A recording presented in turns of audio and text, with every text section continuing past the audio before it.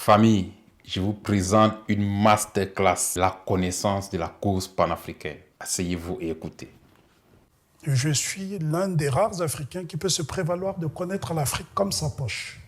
Et je peux faire une démonstration de GPS en commençant par Dakar jusqu'à Lagos en vous traçant l'itinéraire sans me tromper.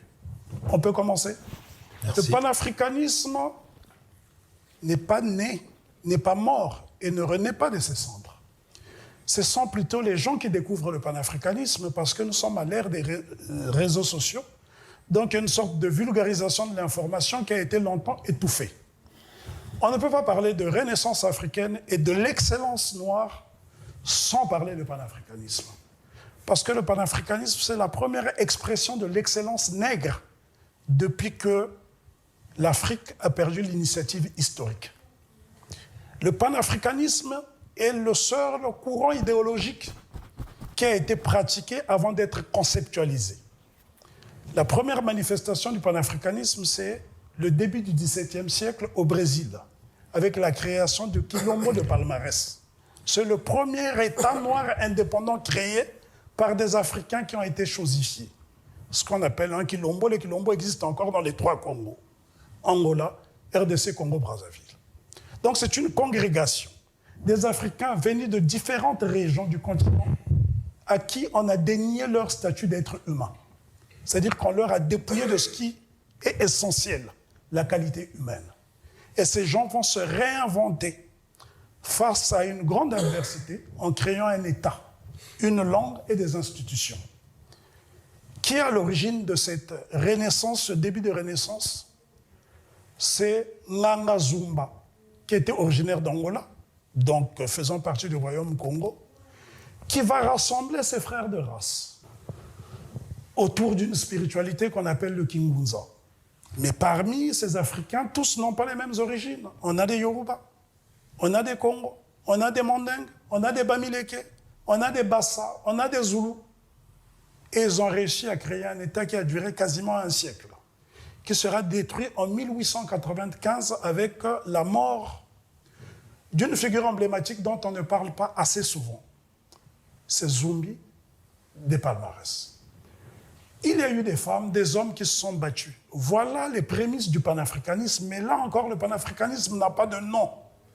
C'est la manifestation de la solidarité africaine, puisque ce sont des gens de différentes origines qui décident de mettre fin à l'asservissement pour reconquérir leur statut originel, qui est celui d'être humain, du Kimuntu.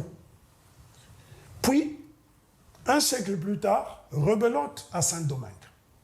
Saint-Domingue, où pour la première fois, on va inaugurer ce qu'on appelle la route de l'Atlantique Nord, inaugurée par Christophe Catastrophe Colomb, en partant de Cadiz jusqu'à Saint-Domingue. Et c'est là où on va ériger la première cathédrale des Amériques, à Santo Domingo.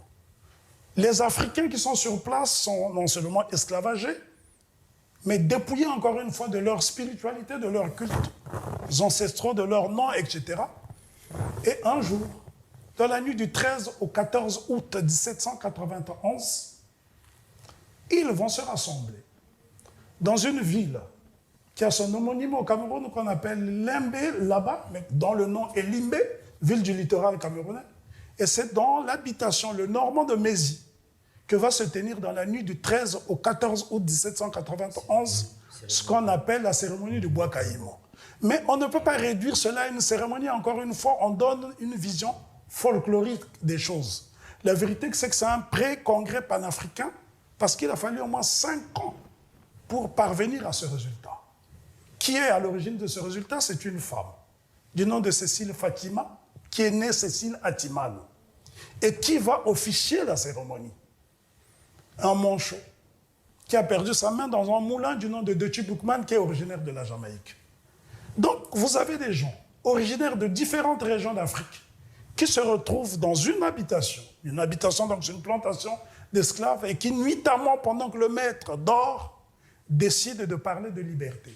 Et jamais, à aucun moment depuis la déportation, les Africains n'avaient parlé de la liberté avec autant de vigueur et de passion que dans la nuit du 13 au 14 août 1791. Et ce congrès, pré-congrès panafricain, avant l'heure, va être clôturé par un rituel qu'on appelle cérémonie. On va égorger un cochon. Et pour cela, il faut faire un tour en République démocratique du Congo. Si vous sortez de Kinshasa, vous avez une localité qui s'appelle Kazangulu, qu'en lingala on dit Kasangulu. C'est une mauvaise expression. Kazangulu en Kikongo signifie égorger ou couper le cochon. Donc nous avons là une connexion entre le continent et la terre de déportation. Et c'est là où 9 jours plus tard, les Africains vont lancer un slogan. Couper tête, bouler caille. Couper les têtes et brûler les maisons. Mais vous savez, un secret, vous pouvez le trahir au bout d'une minute. Or qu'il a fallu 9 jours avant d'attaquer. Et voilà que nous allons mener une guerre de 13 ans contre l'armée la plus puissante du monde. Celle de Napoléon Bonaparte, conduite par d'abord son beau-frère Charles-Victor Leclerc et par la suite par l'un des meilleurs généraux français de tous les temps, Jean-Baptiste Donatien de Vimeur, mieux connu sous le nom de Rochambeau. Voilà un peu les prémices du panafricanisme, parce que pour créer Haïti le 1er janvier 1804, il a fallu d'abord créer une langue et des institutions.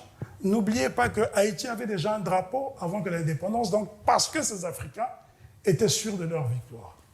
Des hommes qui n'ont pas été à l'école, qui n'avaient pas les moyens militaires et technologiques, qui parviennent à battre la plus grande armée du monde, celle qui a incendié Moscou, celle qui a théorisé l'Europe, qui a mené la campagne d'Égypte, je dis, c'est le début de l'excellence et du panafricanisme. Et donc il faut attendre 109 ans après la cérémonie du bois caïman pour qu'enfin, à Londres, capitale de l'Angleterre, va être organisé ce qu'on appelle le premier congrès panafricain en juillet 1900. Voilà, en gros, la genèse du panafricanisme. Maintenant que j'ai planté le décor, on peut continuer.